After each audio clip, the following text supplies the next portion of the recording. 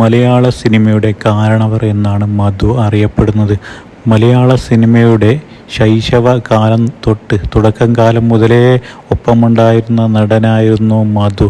അദ്ദേഹം നിർമ്മാതാവ്, സംവിധായകൻ, സ്റ്റുഡിയോ ഉടമ എന്നീ നിലകളിൽ പ്രവർത്തിച്ച വ്യക്തിയാണ്. ഏകദേശം 400-ലധികം സിനിമകളിൽ അദ്ദേഹം അഭിനയിച്ചിട്ടുണ്ട്. ചെമ്മീൻ എന്ന ഒറ്റ സിനിമ മതി മധു സാറിനെ ഓർക്കാൻ.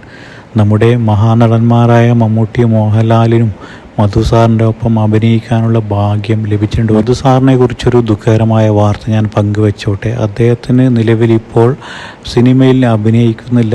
അദ്ദേഹത്തെ സ്നേഹിക്കുന്ന ആളുകൾക്ക് അത് വലിയൊരു സങ്കടകരമായ വാർത്ത തന്നെയാണ്. അദ്ദേഹം അഭിനയിക്കാൻ താല്പര്യമില്ല എന്നും അറിയിച്ചിട്ടുണ്ട്.